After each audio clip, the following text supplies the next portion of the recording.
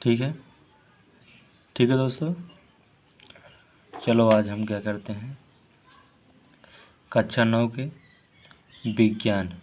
ठीक, आज से कक्षा 9 का विज्ञान भी पढ़ाना शुरू कर दिए हैं। देखिए, इनमें पहला इकाई है। ठीक, इकाई पहला है द्रव्य एवं व्यवहार। द्रव्य एवं व्यवहार। अब द्रव्य एवं व्यवहार हमारा इकाई है। इसमें हमारा पहला अध्याय होगा हमारे आस पास के पदार्थ। ये हमारा क्या है, पहला अध्याय है। ठीक, हमारे आसपास के पदार्थ हम यही आज पढ़ेंगे। ठीक, हमारे आसपास के पदार्थ। देखो, द्रव्य पदार्थ, ये दोनों जो शब्द हैं द्रव्य पदार्थ, ये एक ही हैं। ठीक, ये दोनों शब्द एक ही हैं। ठीक, ये दोनों देखें, द्रव्य मतलब ही पदार्थ होता है और पदार्थ तो पदार्थ है ही। ठीक, यही पढ़ेंगे। देखो, द्रव्य ब्रह्मांड का वह, ठीक, द्रव ब्रह्मांड का वह अवयव है जिसमें द्रव्यमान व आयतन होता है तथा जिसका अनुभव हम अपने ज्ञानेंद्रियों द्वारा कर सकते हैं। कहने का मतलब है कि अगर द्रव्य ब्रह्मांड का एक अवयव है, ठीक, ऐसा अवयव है जिसमें द्रव्यमान व आयतन होता है, द्रव्यमान होता है और आयतन भी होता है। ठीक, और आगे क्या कहा है कि जिसका अनुभव हम अपने ज्ञानेंद्रियों द्वारा कर सकते हैं।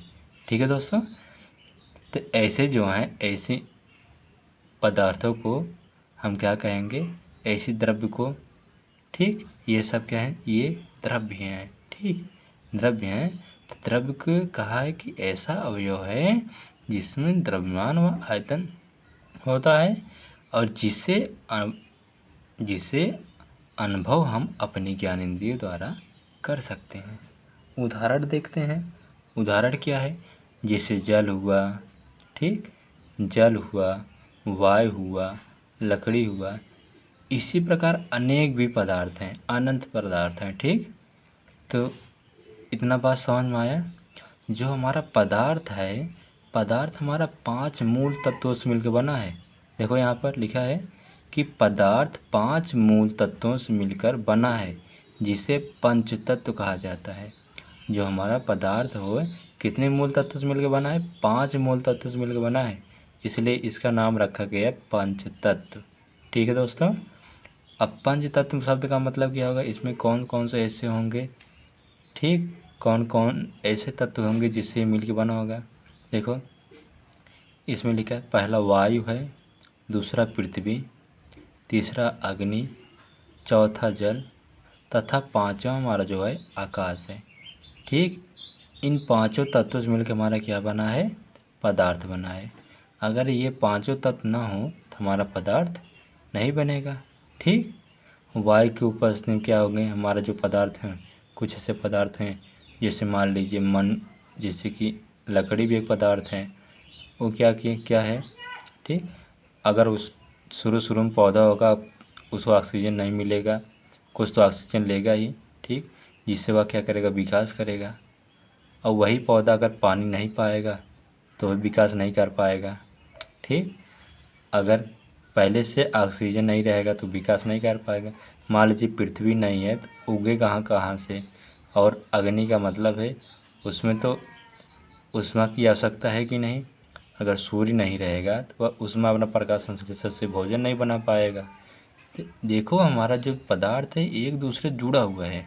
ठीक, इन पांचों तत्वों से जुड़ा हुआ है, इसलिए हम कहें कि हमारा जो पदार्थ है कितने तत्वों से मिलकर बना है, 5 तत्वों से मिलकर बना है।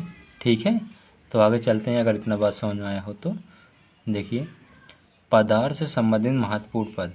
अब जो हमारा पदार्थ है उसका क्या महत्वपूर्ण पद हो सकता है, क्या महत्वपूर्ण गुण हो सकता है। देखो, पहला है द्रव्यमान। ठीक, अगर कोई पदार्थ है, पदार्थ में पहला क्या है, द्रव्यमान है। तो देखते हैं द्रव्यमान में क्या है। किसी वस्तु में उपस्थित द्रव्य की वास्तविक मात्रा को उसका द्रव्यमान कहते हैं। वास्तविक मात्रा को द्रव्यमान कहते हैं। ठीक, फिर क्या कहा आगे, किसी वस्तु का द्रव्यमान निश्चित होता है। ठीक, किसी वस्तु का द्रव्यमान निश्चित होता है।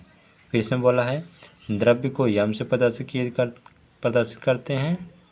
देखो इतनी बात पहले समझते हैं, द्रव्यमान कैसे है। ठीक, पदार्थ में द्रव्यमान कैसे है, पहले इतनी बातों क्या करेंगे हम समझेंगे। ठीक, देखो बोला है किसी वस्तु का द्रव्यमान निश्चित होता है, लेकिन जो हमारा पदार्थ है, पदार्थ का जो द्रव्यमान है, द्रव्यमान निश्चित है।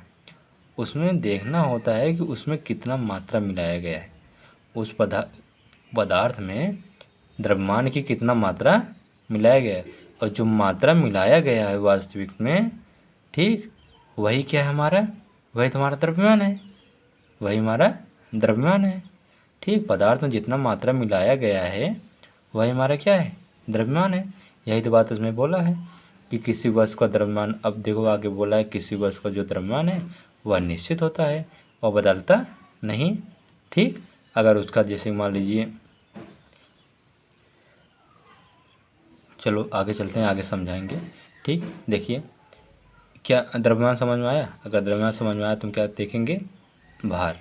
ठीक, अब देखो कुछ पदार्थ होंगे, मान लीजिए द्रव्यमान है और तो भार भी तो होना चाहिए। ठीक, वजन भी होना चाहिए। अब देखते हैं वजन है। देखिए पृथ्वी अपने केंद्र की ओर, ठीक, केंद्र की ओर वस्तुओं को जिस बल द्वारा आकर्षित करती हैं उसे भार कहते हैं।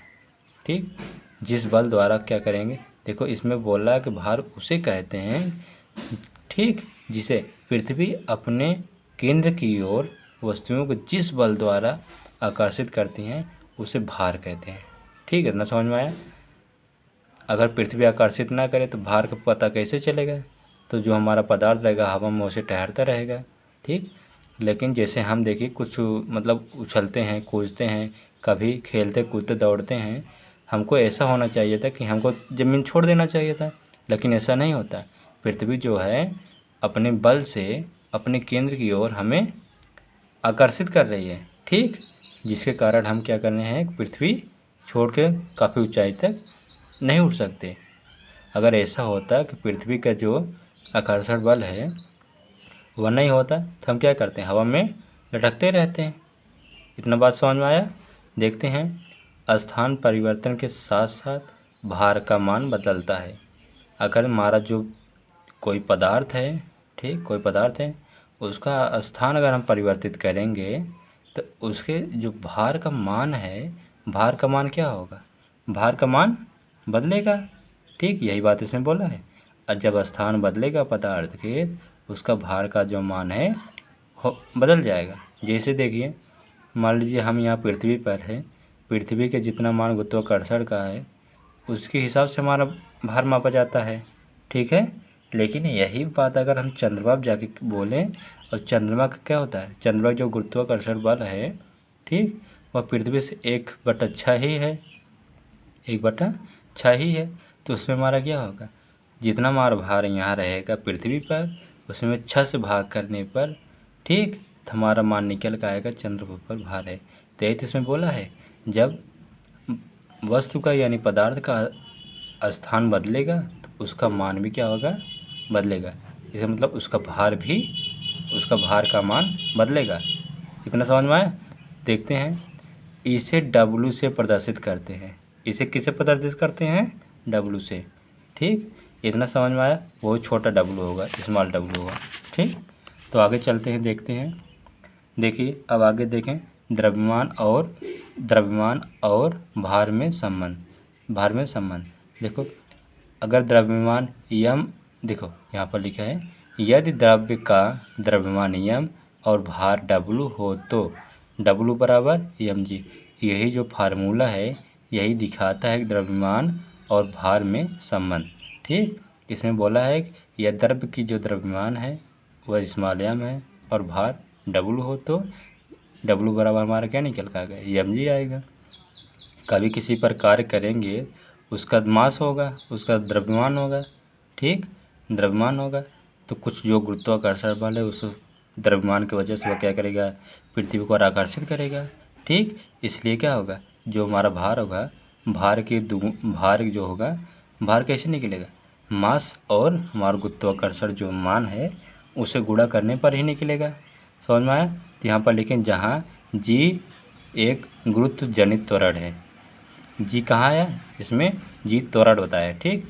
स्मॉल जी हमारा त्वरण होता है, जो बड़ा जी होता है उसे बड़े जी को, ठीक है, जो बड़ा जी है उसे गुरुत्वाकर्षण मान बोलेंगे, ठीक।